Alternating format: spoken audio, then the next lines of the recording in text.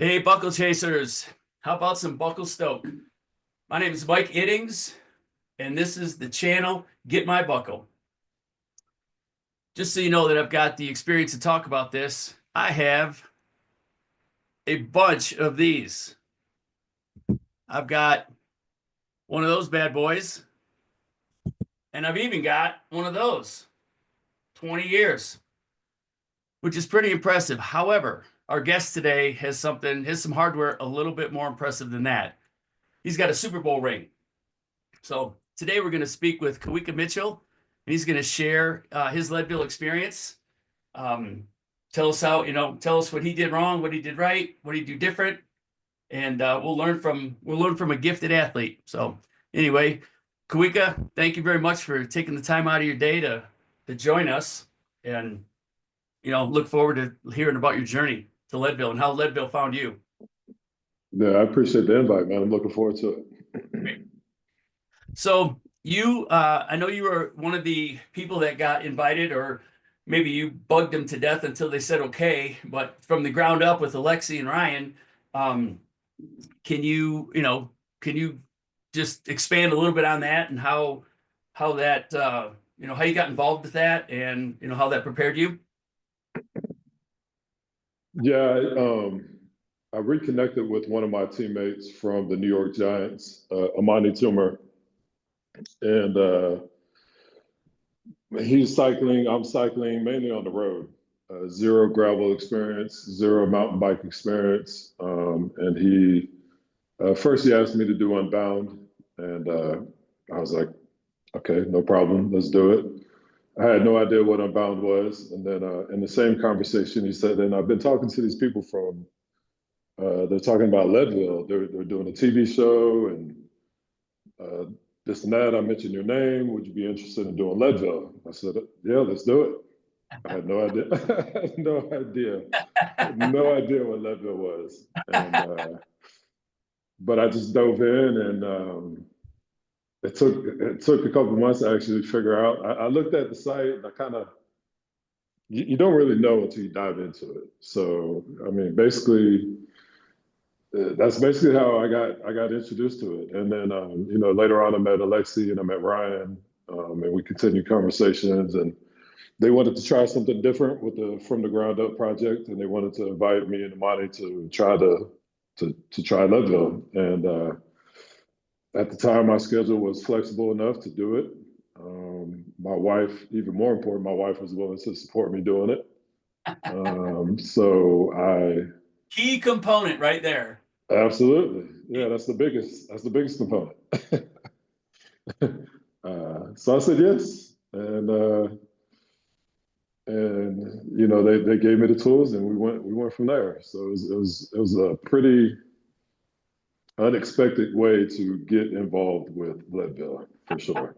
Right. So you were a cyclist prior, but you were a road cyclist. Yeah. So how did you was there a big transition for you to go from pavement to Rocky Mountain, holy cow?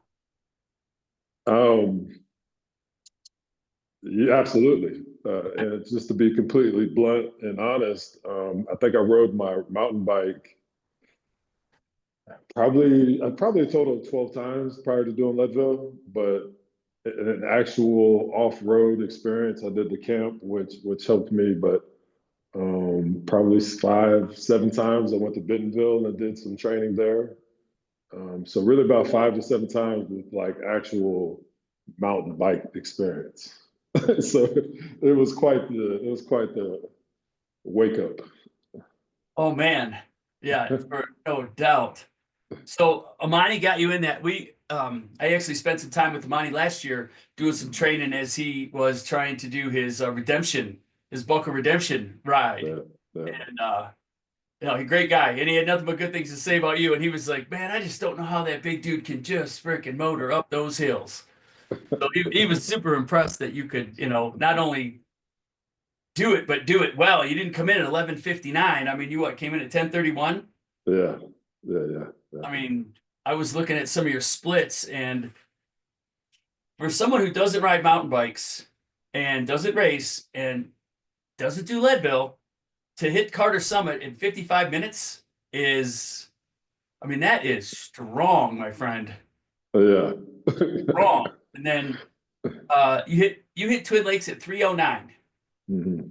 I mean, this year I did the stage race. I've never done, this is the first year I did the stage race because I always considered myself more of a diesel, and just hang in there instead of sprint.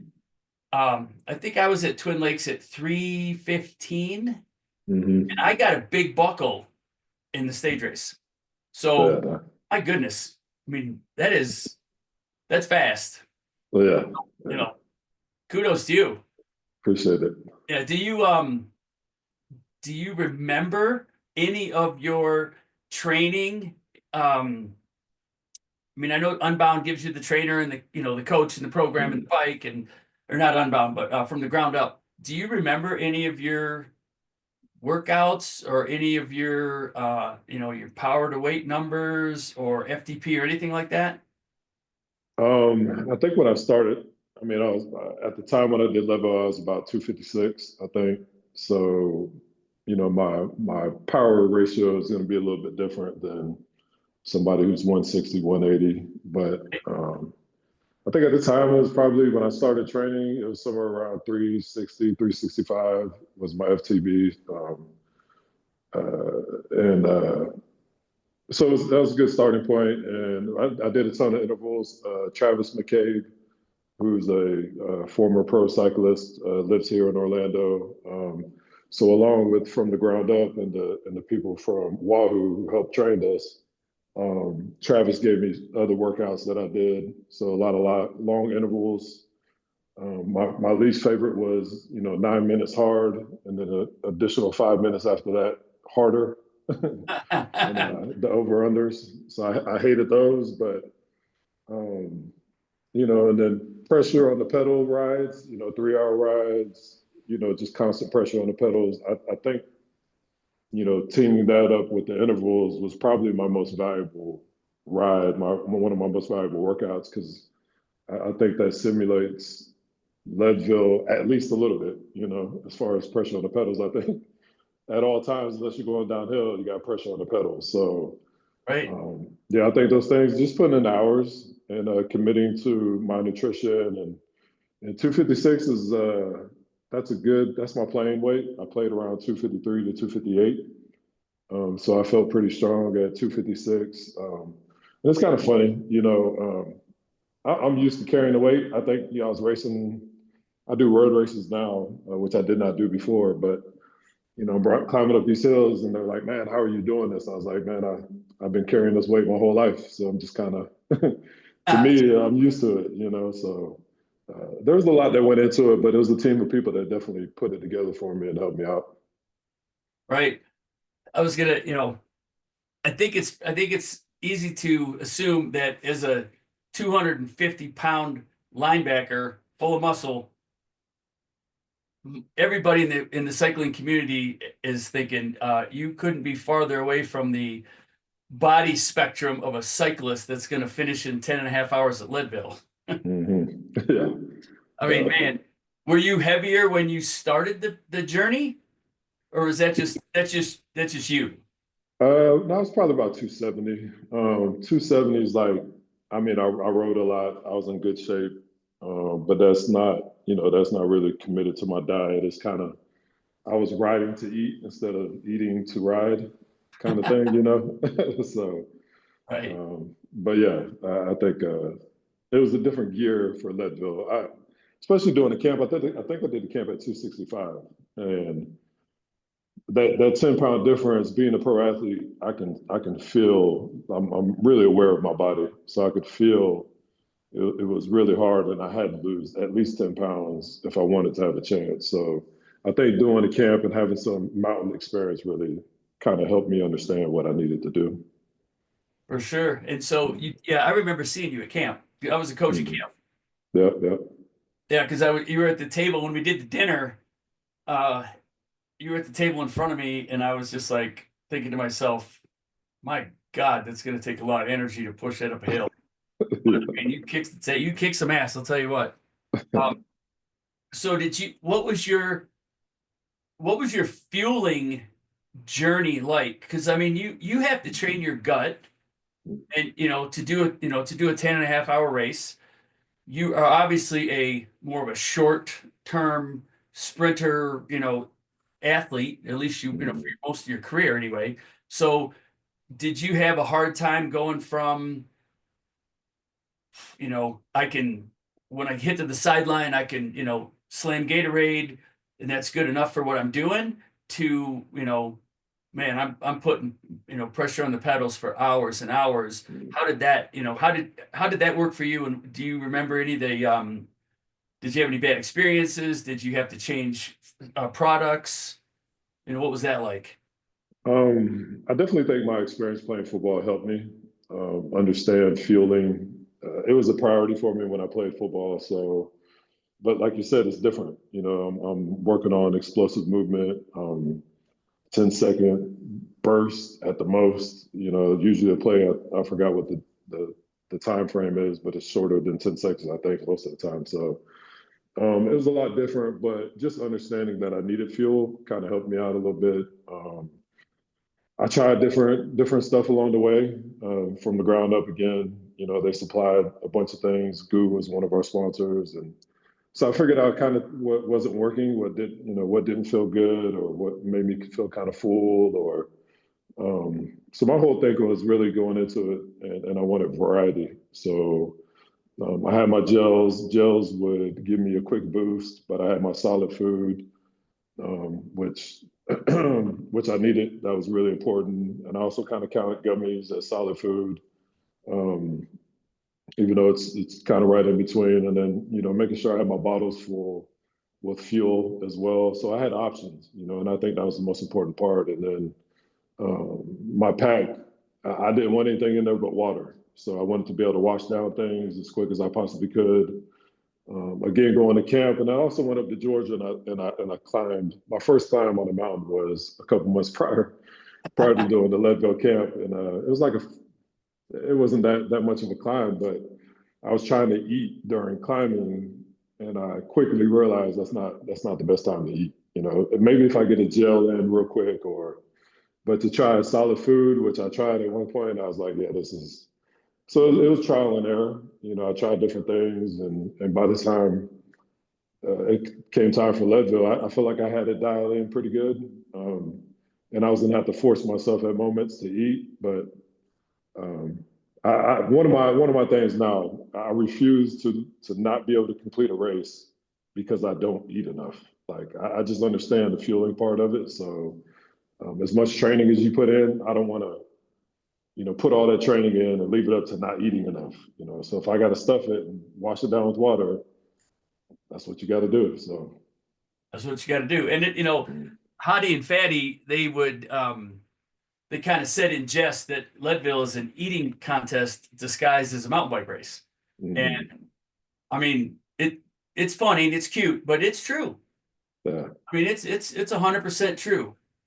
You have to eat. I mean, Rose Grant, who won Leadville a couple times, Rose says, "Eat early, eat often." yeah. I mean, it's just so true. Mhm. Do you have any recollection, like how many calories or how many carbs you took in an hour? Oh man, I ate a lot. I ate a lot, and I still eat a lot. Like we do these rides still, and I eat a lot. I mean, I was probably having like a 300 calorie bar. I think the gummies were around 200 something calories, and then maybe two gels. I would say 800 at least. At least. Wow. Yeah. Well, I mean, if like when I race, I'm about 155. Mm. You have a whole other person on your bike with you to Yeah. help. Holy cow. So you've got to feed that other person too. But I'm Yeah. 250, 300 Mm. calories, 90-ish carbs an Yeah. hour. So for you to say 800, I mean, makes total sense, right? I mean, Yeah. big strong guy, you've got that, V12. You got to keep dumping fuel in that carburetor or the Yeah. fuel Yeah. injection, whatever. But Yeah. Yeah. For that's a sure. lot of food. Did you ever have any GI issues? I did when I got to Pipeline. I wasn't quite sure how I was going to feel going on, and I actually had to take a break. So I went and tried to use one of the facilities, and I sat there for a second. Nothing happened. I think I just needed to sit down for a second. So I sat down for a couple minutes. It was the longest I stopped the whole ride, and then when I got back on my bike, man, I felt it saved me. I felt like $1 million, which going into Powerline, I needed, because I just wasn't sure. I wasn't sure how I was going to get it done, and thankfully, I had stomach issues at that time, and I needed a break, and I took a break, and then I felt brand new after that.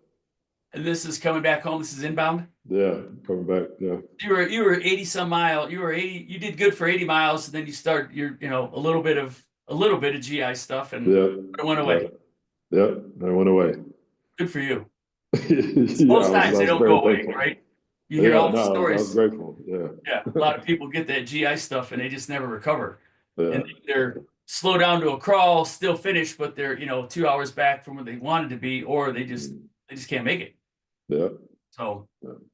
so what was your what do you think of the start?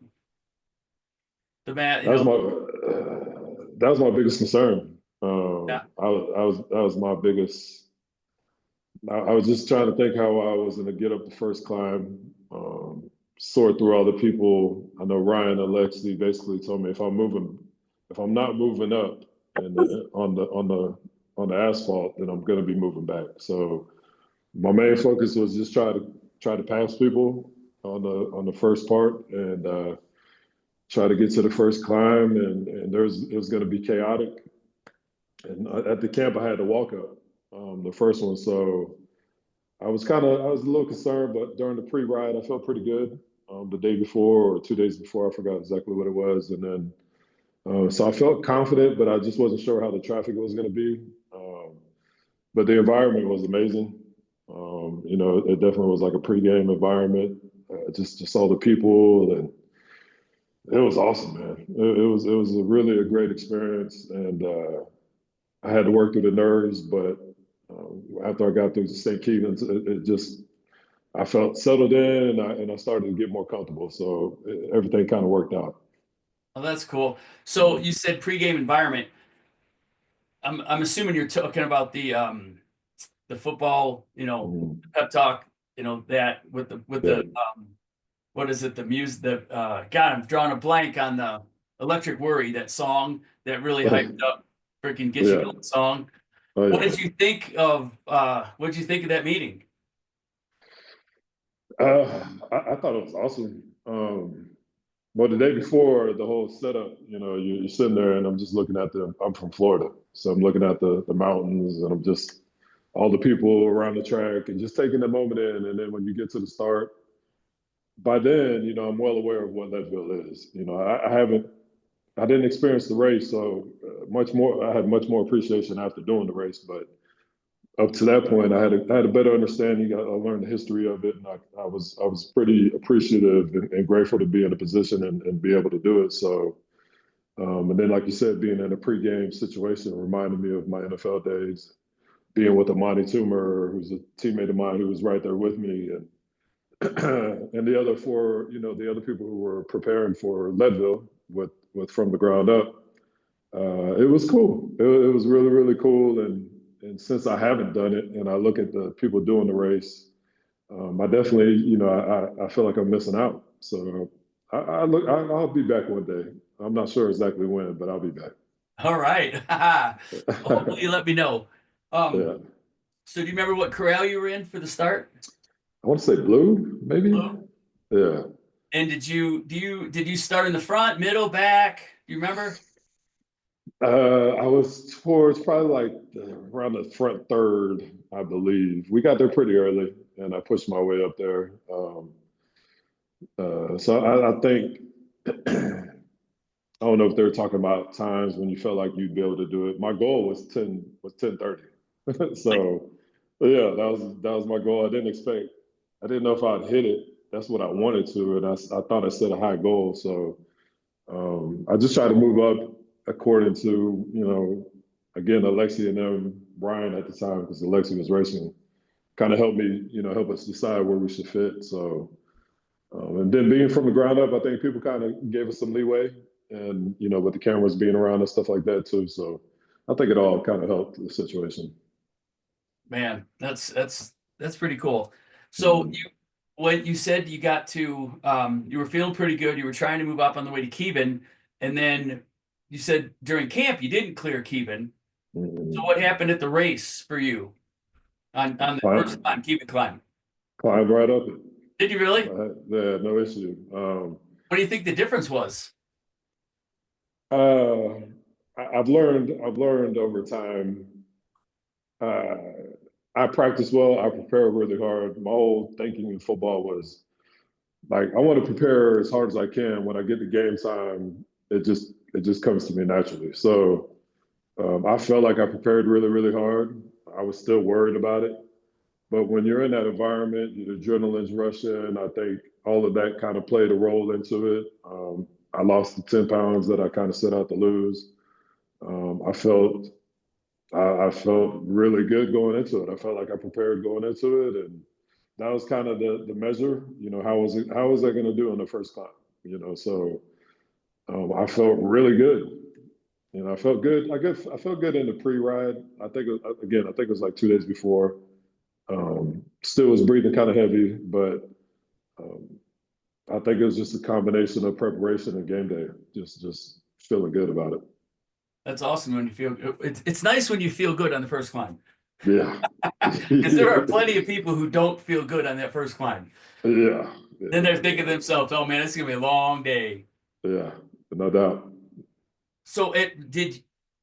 At what point? What was there a point in the race where you said to yourself, "I've got this. I know Mhm. I am going to finish this thing." I don't want to sound like I was cocky by any means because that's not my personality. Um, Honestly, man, I felt like that going into it. And like I said, the first time was the big test. If I can make the first climb and I can navigate the traffic, because that was also a narrow, it's pretty narrow at that spot. There's a lot of people at that point. I felt if I could make it past that point, then I would do pretty well. Like I said, 10:30 was my goal. I thought that was a lofty goal. I wasn't quite sure I would do it, but I remember going to Twin Lakes and Ryan was there, and I was coming back on my way back in, and he was like, "You're looking like you're going to finish in 12." And I was like, 12? I was like, really? I was like, no, I don't think so. And No. again, not in a cocky way. I knew my time was good at that point, and I knew the closer I got, the stronger. Like I was going to finish strong. Like I definitely want to be able to finish strong. Um, I felt good about it. I did after the first climb, especially. Well, it's great because my brother, who's in Munich, Mm, and he is German, he he came and did the race early 2000, and when I interviewed him, probably 15 years, it was late. It was I just interviewed him last year, so this is 20 years mm, after the race. I asked him. I said, "What? At what point did you know you were going to finish?" And he paused, and he just kind of, had this perplexed look, and he looks back and he goes, "At the starting line." yeah, So that, but he prepared, right? So that yeah, if you prepare and you check all your boxes, and mm, you're ready, that is the best place to have that feeling. yeah, Instead of, absolutely. oh my goodness, I don't know what's going to happen. I don't know if I did this right. Did I do that right? Am I forget that, man? To have that confidence that you had and Karsten had, I mean, that's what you need. Yeah, So absolutely. that's good. So you get through Kevin, you get up Mm, to Carter Summit in 55 minutes, which is freaking crazy strong, man. hmm And then, what did you think of that turquoise descent? That high Oh, speed paved, cold. it was beautiful, man.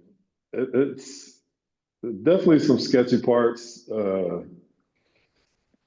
My vision is even since doing the race has gotten a little bit worse. I think, especially my near sight. I think I'm just getting a little bit older. I'm not old by any means, but I'm definitely getting older. But Like um, these, we need these right here for your Garmin. yeah.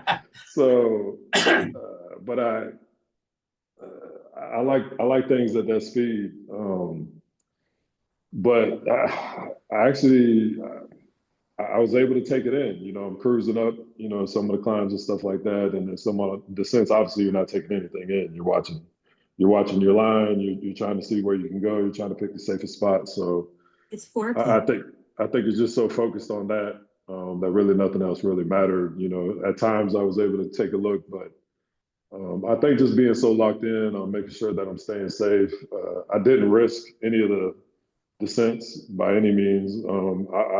I thought it was more important to stay upright than trying to gain any time. I wasn't trying to break any records. I think I just wanted to be safe and keep some, my mechanical as good as it could be. So I think I was just locked in. No, that's a good point you bring up. For your first timers, probably one of the number one things to keep in mind during the race is do not crash. Mhm. Number two, do not crash. Number three, do not crash. Yeah. Kind of like real estate, location, location, location. But Yeah. this is do not crash because it's a long day. And your crash, you may bounce back because of adrenaline and jump up on your bike and take off, but something's probably going to swell, Yeah. open up, or bleed, or whatever. So don't crash, whatever it is, because you're not going to win anything going downhill, but you could definitely lose everything on the Mhm. descents. And some of them are super high speed, some of them are super technical, some of them are super crowded. So Mhm. whichever one you're in at the time, don't crash, man. Manage your speed, stay within your limits, work with the people you're around or passing or getting passed by, and don't crash because that can change everything in a negative way. Yeah.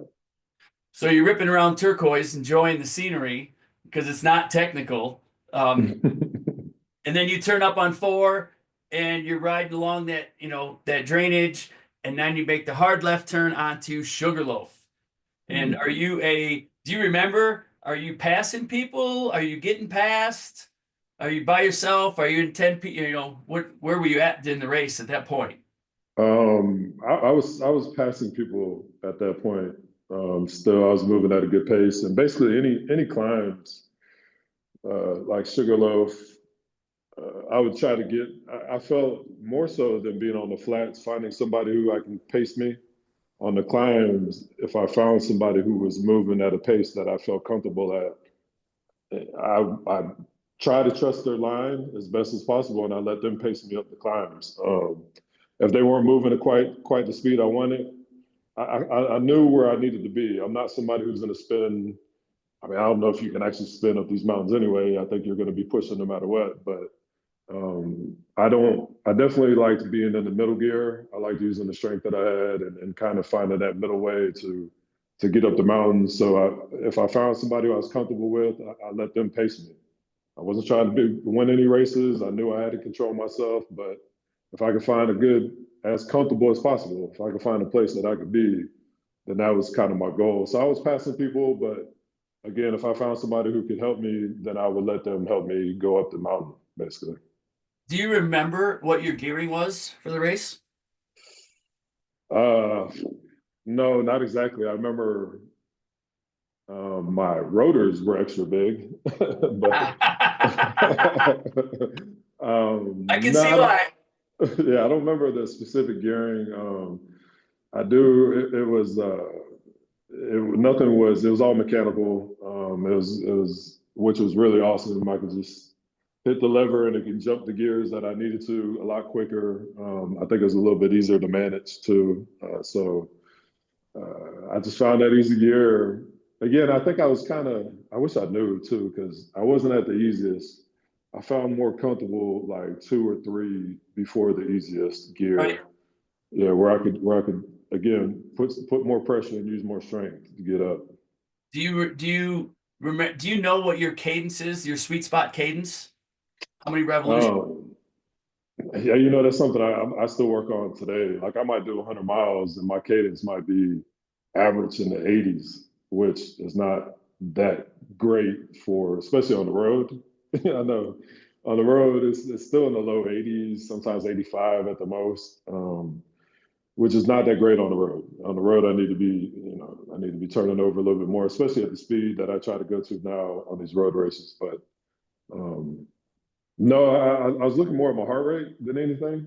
I think I focused on that. I tried to leave my power alone, and I really wanted to watch where my heart was and use that as my gauge as much as possible. What is your max heart rate? My max is somewhere like 180, 181 or something like that. So I knew, I was trying to stay 150s. Anything above that, I was really stressing. 160s, I could get there, but obviously 170s was a little bit high for me. So I was trying to stay in the 150, 155, 165 range. Wow. And it's just so interesting the different engines we all have. For me, Hmm. I'm running 135s, Hmm. 145s, and then when I'm really, when I'm really redlining at Leadville, it's 155s, Yeah, 160 maybe. I mean, I yeah, kid you, none of these have ever touched 180.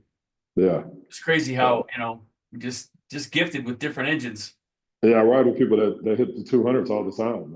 I've never seen the 200. So, Wow. like I said, I think it's just different people, just different. They got different body types, different structure.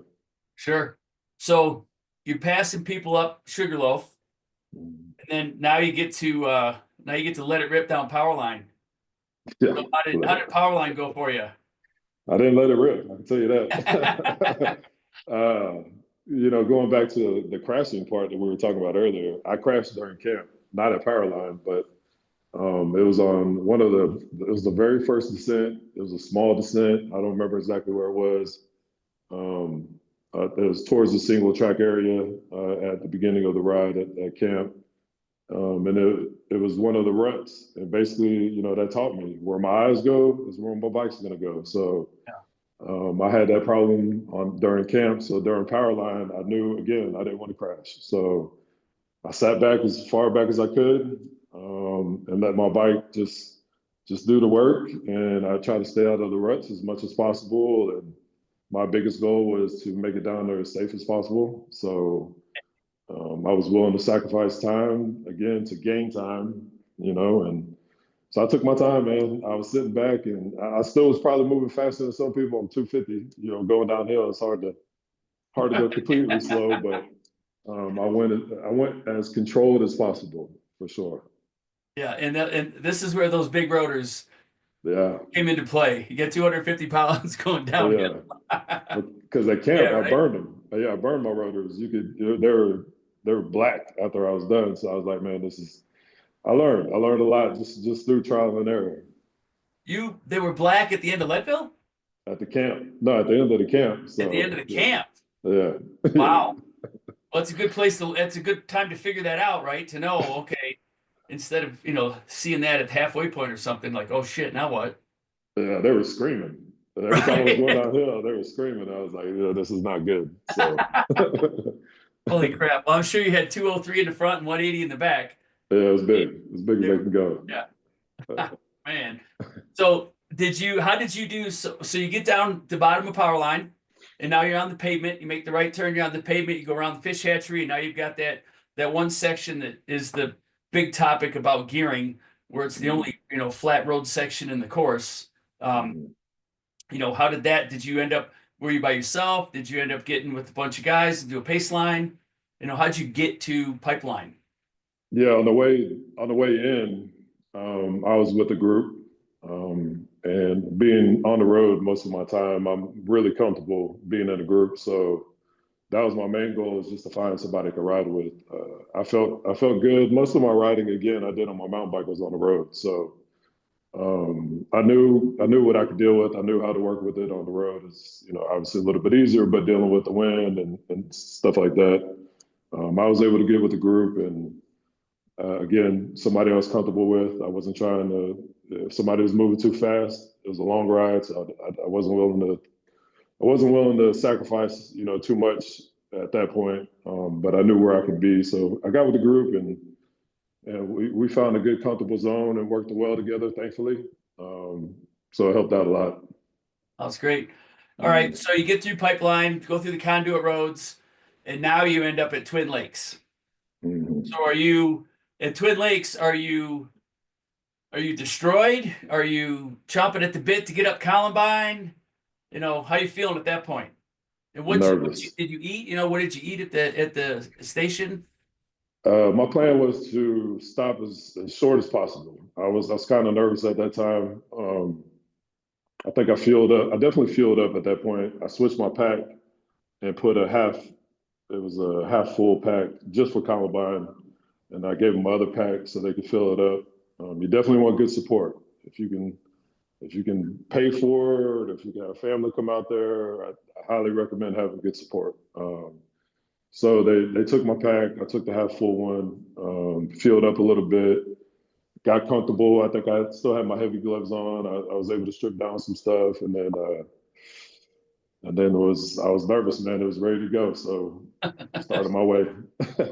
Started up Columbine. Yeah, yeah. So when you got to go through Lost Canyon, and then you're up the dirt road, and you make the hard left, and now this is really the start. You're getting in the Aspen, the Quakies, and Mhm. how did you react to Columbine being from Florida with no elevation, plenty of oxygen, Mhm. right? Yeah. Not training climbing, not training at 10,000 feet. I mean, how did all of that? What happened when you got to Columbine?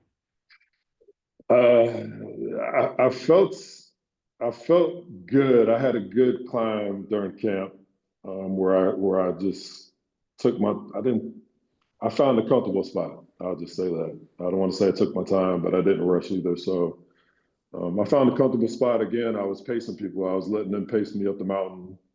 I was watching my heart rate, trying to stay in a comfortable range.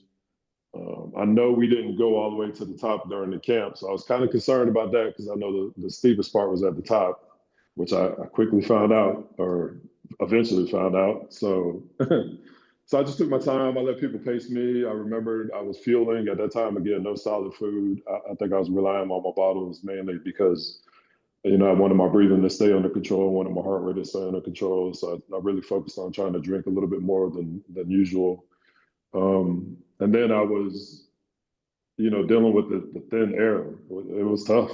It definitely hit me. And then I wasn't quite sure how much further I had, and I had to get off. Everybody was walking at that point. And, you're going over a little hill, a little part that you can see. The rest of it, I'm like, damn, like every time I'm hoping people were riding at that point. But you get over and people are still walking. And I was like, damn, I'm walking 1 mile an hour. So if I'm going a mile, it's going to take me an hour, and I'm just trying to stay out of my head as much as Right. possible. But the breathing was heavy, the breathing was hard. Everybody was walking, and I was just like, man, just don't even think about it. Just keep locked in as much as possible. So that's kind of what I did. I just tried to stay locked in and try to focus on one step at a time, and just eventually I was going to get there. And people were coming down. I was like, damn it. Like, Right. I So, want to be one of you. right, did you pass anybody pushing? Now at that point we kind of were all synchronized. Now, there's a couple people. Some people were stopping, having to stop and stuff like that. But I mainly everybody was kind of in the line at that point. Well, for you first timers, to get to Columbine and to start pushing is common, especially if you start in the white, blue, brown corrals.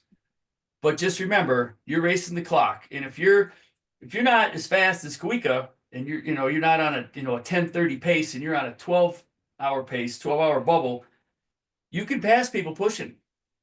Every second that you can gain, gain it. Keep your eye on the guys coming down. Wait for your opening. Pass 6 or 7 people. Mm-hmm. Because everybody gets complacent in that push. I think because I come down, I watch them. And I see my friends in there. If you can pass people pushing, push. I mean, if you can Mm-hmm. gain 90 seconds, why not? Because if you're a bubble racer and something happens, and you've got to deal with something for a minute, you've still got some time in the bank. So keep that in mind if you get out here and you're in the race and you're at that point where everybody's pushing, do your best, man. Keep going, get ahead of some people. So when you got to the summit, were you, what was the emotion for you? I was so excited, man, and I was just excited. Yeah, but I was really feeling it. Physically, I was really feeling it. That's when I definitely felt the elevation. And then I knew what was ahead of me. So I was kind of worried about the descent, just being as long as it is and just making sure that I regroup. It's also pretty rocky, pretty technical. There's some areas that were kind of shady that I really needed to focus on. So I really wanted to make sure I gathered myself, but at the same time, make sure I started to descend as quick as I possibly could, as far as turning around and getting it started. So yeah, I was super excited, but definitely tired, and I knew it was going to be a test. So I was kind of more worried about that than going up the mountain, to be honest. Really? Yeah. Well, yeah, you're worried about turning those rotors black, right? Yeah, no doubt. Yeah, yeah. I had to stop, on my way down. I knew it was important. I wasn't seeing things as quick as I needed to. I wasn't seeing the lines as good as I needed to. My arms were getting tired from holding myself up a little bit. So I pulled over at one point and I just stopped and I took a break just to regather myself a little bit. Again, I wanted to be as safe as possible. I didn't want to wreck. I felt good about where I was. So I pulled over and I just took a second and then I started back up. So it was important to stay safe as possible. Oh man. Well, here's another. This I don't know if you guys are hearing the same thing I'm hearing, but for a guy who finished it, coming from Florida, what I've heard him say is eat, eat, eat, drink, eat, drink, drink, eat. Stay on top of your fuel, which I highly recommend, and then stay safe. If you aren't 100% in whatever facet, and you need to take a moment, and I mean a moment, right? Not a minute, not 5 minutes, not a sit down, not a nap, but if you take a moment to regather, fine. If it's going to make you a better athlete for the day, and that's what you need to do. Do it. So you can whatever it is recover and hit it harder. That's great. Mhm. So I mean, you obviously rode a super smart race for the first timer. That's for sure. Yeah. And how did so you're descending? I would think you're ripping past people, even though you're not trying to, but you still. I mean, at 155 and 255, there's a big difference coming down Columbine. Yeah, yeah. I mean, I'm going 30 some miles an hour, and it was, yeah, I couldn't help it. I knew I was going to have to be passing people, which is crazy in its own self, because you got to watch what they're doing. So I'm trying to watch them. You got all these turns and all these stuff going on. You got these big old rocks. You got a lot going on. So I had fun with it too because riding a mountain bike and a gravel bike made me feel like I'm a kid again. So there's opportunities where you can jump these little rocks or the bigger rocks and stuff like that. So I'm doing that. You can see my big self doing doing that kind of stuff. But I was having fun, and again, I did. I worked on the how to work a mountain bike. So I was focusing on my technique and stuff like that. So. It ended up being a lot of fun, but it took a long time to get down that mountain. Um, and it took a lot of focus. But yeah, when I could let it open up, there were certain parts where it was clear. I definitely let it rip for sure. Nice. So, So you get back to Twin Lakes, and what was your pit stop like, and how and did you recover? Did how were you at Twin Lakes coming inbound? again, I wanted to be quick. My first goal was to get to Twin Lakes and then get to Columbine and then get back to Twin Lakes. So I wanted to be quick. Switched out my packs again. I grabbed a little bit more fuel. I was already pretty much good to go, but main thing was switching out my packs, get a full pack. And then I think when Ryan told me, he's like, "Yep, you're at a 12-hour pace." I think that kind of helped motivate me a little bit. I knew I wasn't on a 12-hour pace, but I was like, this guy knows what he's talking about. So maybe I need to get going a little bit. So I was ready to go after I got everything I needed. Well, I mean, I wrote down your numbers. Hmm. You were at Columbine at 5:26. Hmm. So times two, that's 11 hours. Yeah. Then let's add fatigue into the other half of the race. So that's where Ryan was coming up with his math and his, doing his mental math. He's Yeah. like, he's going to double up and he's going to have a little bit of fatigue. That's what he's thinking. He's not incorporating in the fact that you're an elite athlete. He's still seeing 250 pounds of Florida. And, it's because you guys haven't done Leadville before, he just didn't know what was in here, right? Yeah. Yeah. You had a lot more to give, obviously, because Mhm. you ended up at a 5:26 Columbine and a 10:31 finish. Mhm. You had a negative 20-minute split. Yeah. I mean, that's awesome. I mean, Leadville, there's a lot of people who negative split Leadville, but 20 minutes, I mean, Mhm. that's a big deal, man. So Yeah. congratulations, because it showed because you 10:30. I mean, that's awesome. But I mean, you came on in the back half of the race. This is awesome, man. I love the breakdown. I haven't broke it down. I looked at my splits and stuff, but obviously somebody who's done it as much as you understand what those mean a lot more. So All yeah, I right. didn't Well, yeah, realize that's pretty cool. yeah, Yeah. I got a lot of reference numbers to look at, and some of them I'm like, Mhm. oh man, oh I suck, and other ones I was like, I did pretty good. But I mean, you smoked Yeah. it. You smoked that last half. I mean, you had been Yeah. passing people. You must have Mhm. passed 250 people coming home. Yeah. Because you were strong. You know what I mean? You Mhm. did not fade. So it's a big deal. But Yeah. so you refuel, you get to your Twin Lakes, you do a quick pit stop, you refuel, and you're off again. And you got that nasty little shitty climb. You go through that funky trench back up onto cross 82, and now you're on the pavement climb up there, which to me, in the heat of the day, after Powerline, or I mean after Columbine, you're just like, oh, Mhm. I can't wait to get over this hill and start to just, be able to pedal and just chill through the conduit roads. And so you told me that when you got to Pipeline, when did you start having your stomach issues? On the pavement coming in? On the pavement coming in, it started there. It was going in and out, but I kept eating. I kept just because I knew I knew if I stopped, it was gonna hurt me. So I kept stuffing it down. I just kept drinking water. But yeah, it was a dark place at that time because I was like, man, I was passing people. I was passing people. Nobody was really catching up to me, which I was really thankful for because if I saw somebody, I would chase them for, at least a little bit. I just can't help it. But at that time, I didn't want to see anybody. I was like, man, I don't want to see anybody. Please, just. I kept looking back. I didn't see anybody come. I'm like, God, thank you. I just want to ride by myself. I want to set my own pace. I don't want to. I don't want anybody by me at that point. Well, so here's some first time fueling information. And Kawika, even though he was not feeling good, he was still eating because he knew he had to keep his tank full.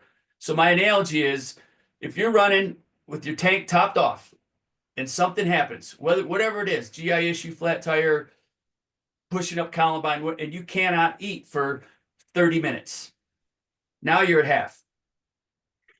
But if we shift that, and if you are always running at half, and then you have that same event and you don't eat for 30, 40 minutes, now you're on E.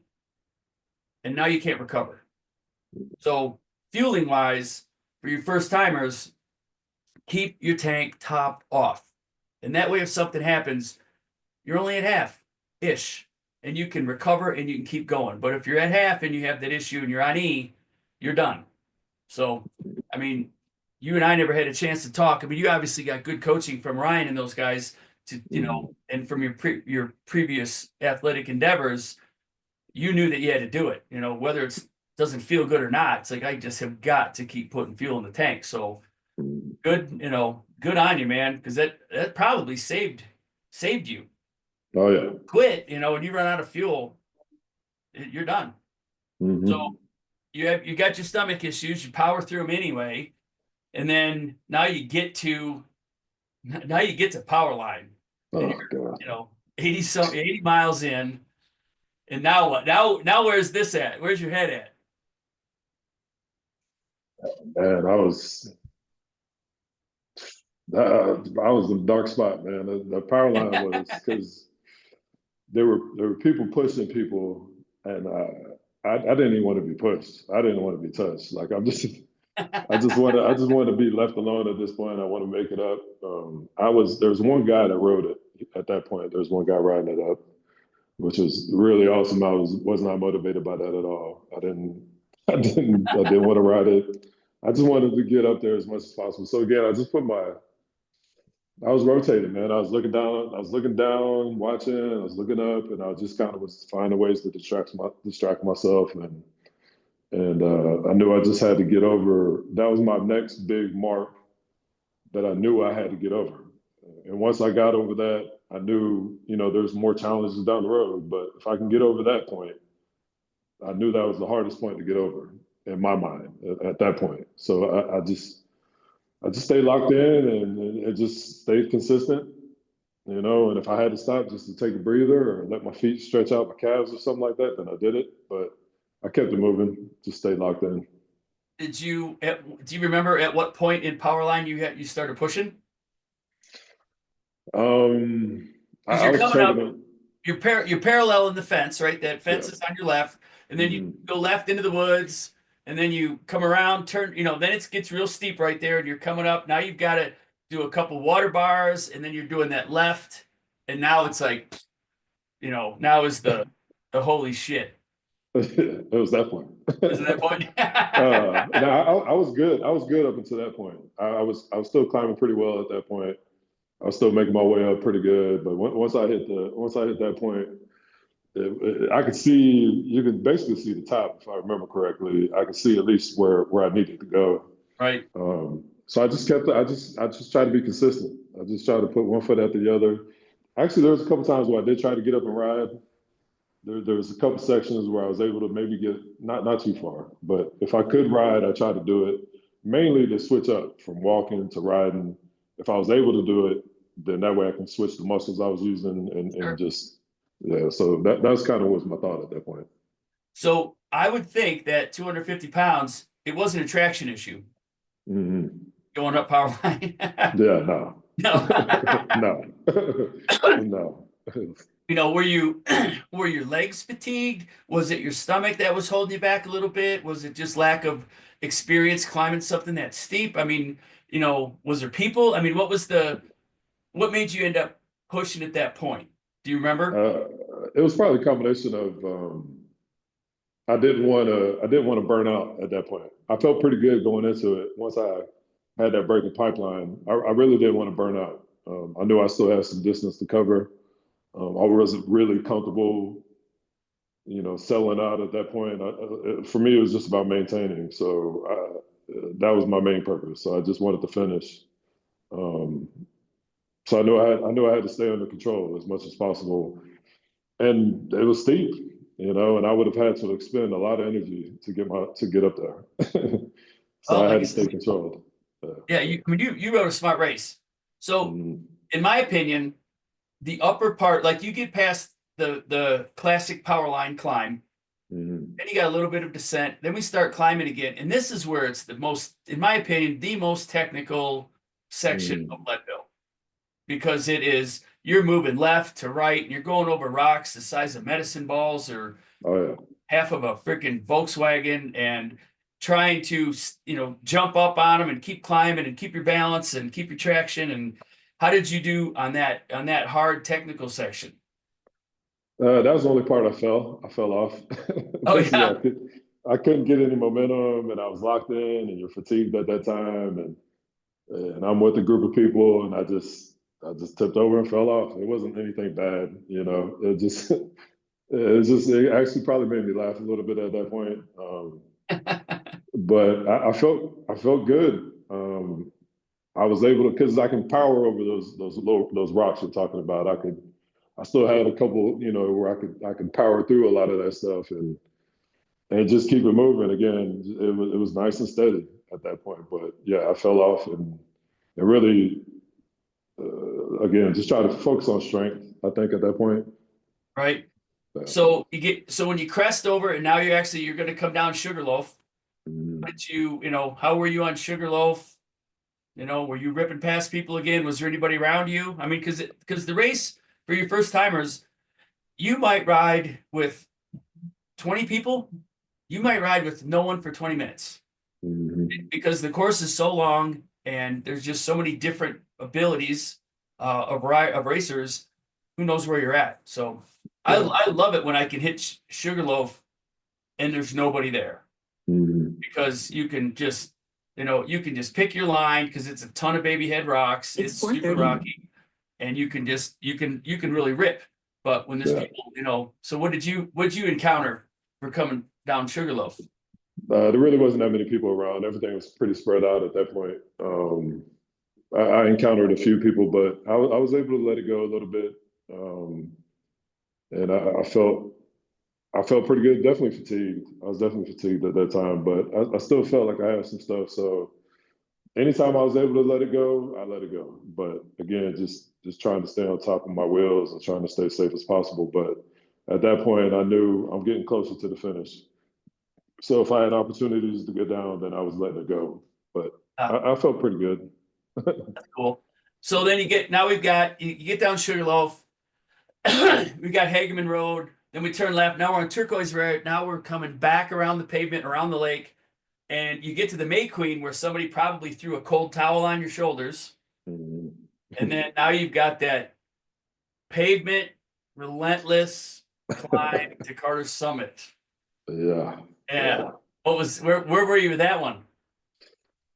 I got passed on that one. There was two guys that came by me on that one.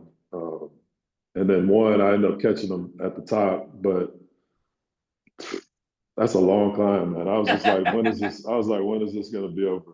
When is this going to be over? But I try to break it up in segments, and I kind of do that, training in the gym or something like that. If I got 3 sets of 12 or something like that, I'll count by fours. So I do, instead of doing 12, I break it down into 3.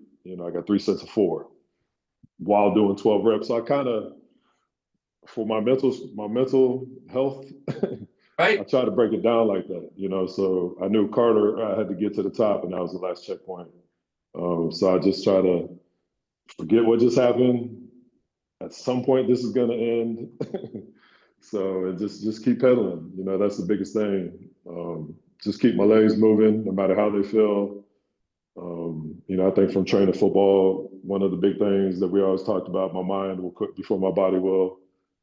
So just really just keep going, and again, keep eating. At this point, you're deep in the race. Eating may not be the thing you want to do, but keep eating. Keep eating. Did you clear Turquoise Lake, or did you push any of that? What was that? Did you clear it all, or did you have to push some? No, I cleared everything. Felt pretty good. Clear everything. So so you get the Carter Summit, which is a huge relief, isn't it?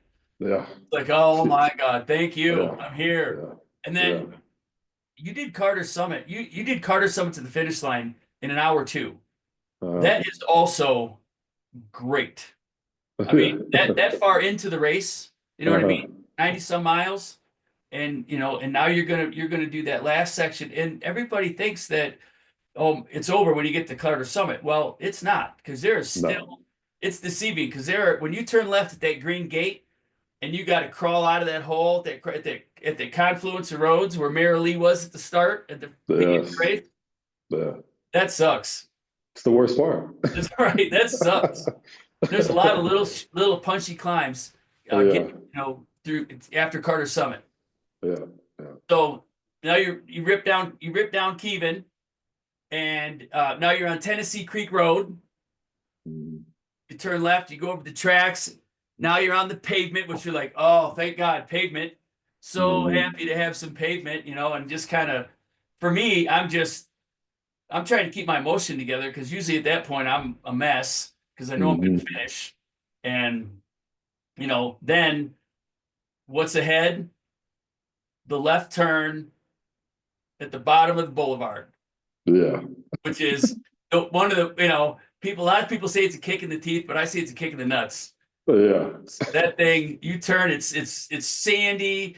It's got volleyball size rocks, softball size rocks, and you're just like, oh my God, another climb. Yeah, that's the Is worst. that how you felt?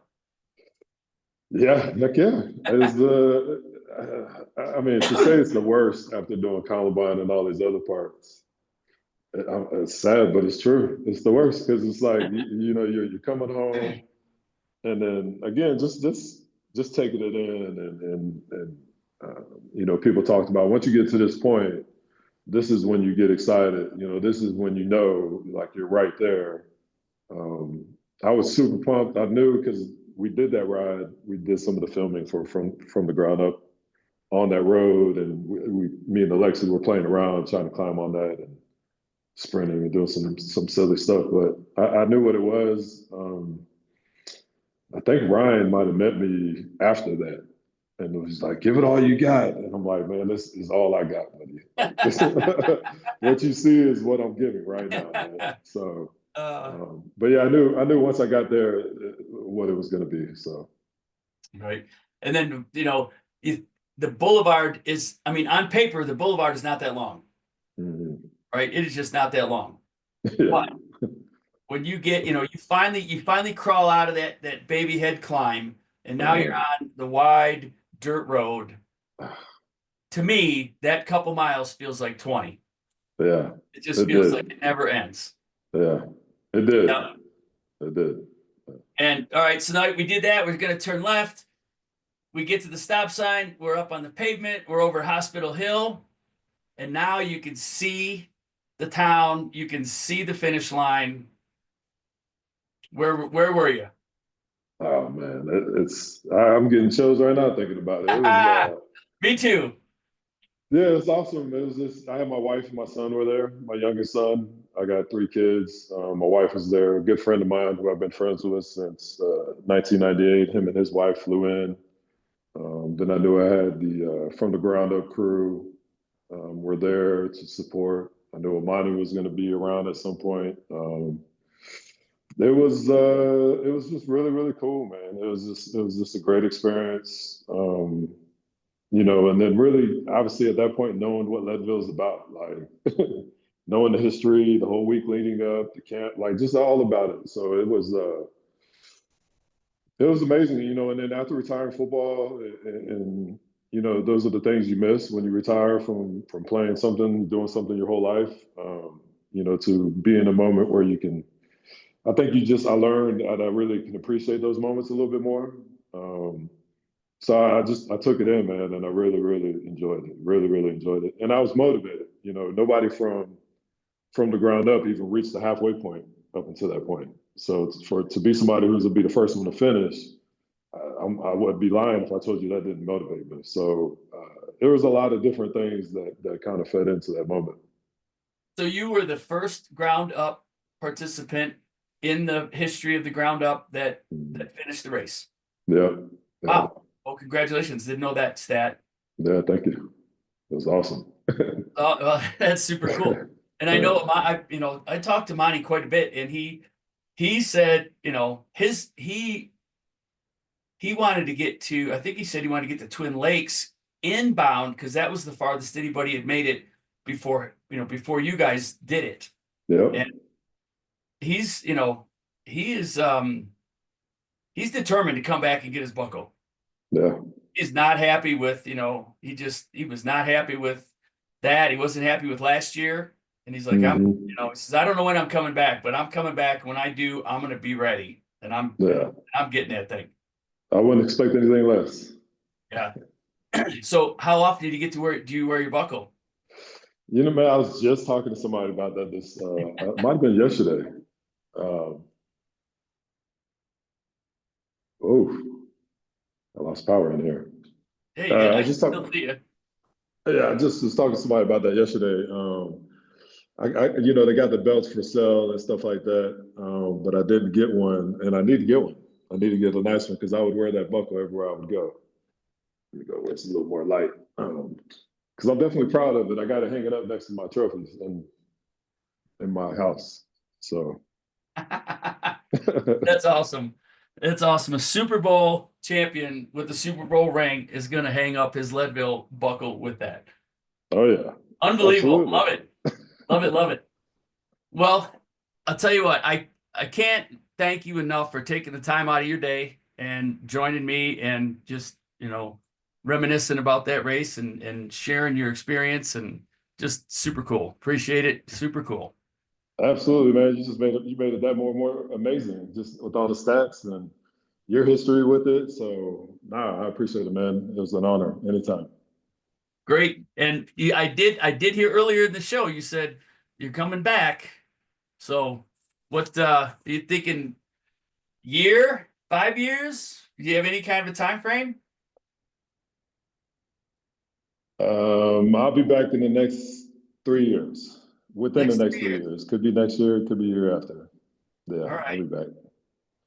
I miss Well, it. I miss it. you missed it. That's cool to hear. So all your other first timers, Yeah. it's going to be easy to find him. If he happens to show up on the year that you do it, all you have to do is look. You got shoulders that wide, their arms this big. You're thinking, what is he doing on a bike? Well, be careful because he's probably going to kick your ass. I enjoyed watching you because I was at camp and just watching you crawl up those hills. Uh, Damn, this guy's got it. So super cool. yeah.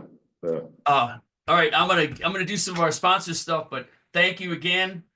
I will, we'll keep in touch a little bit, and you let me know, and maybe we'll do another show, before you show up, whatever year you do it, and talk about Absolutely. if training's different, anything prep different, whatever. But Yeah. that'll be great.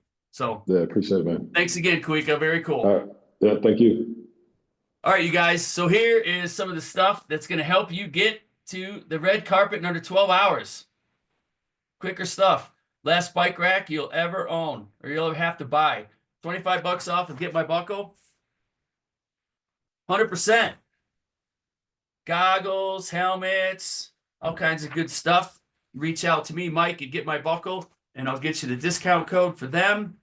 Alpine Fuel Nutrition. Talk to Lindsay. She will help you get set up with all your nutrition needs for the race. We got Carbo Rocket. Get My Buckle, 25% off your first order. Carbo Rocket is awesome stuff. And then Bird Wheels, rope, spokes, carbon hoops, super light, super compliant. 20% off with Get My Buckle.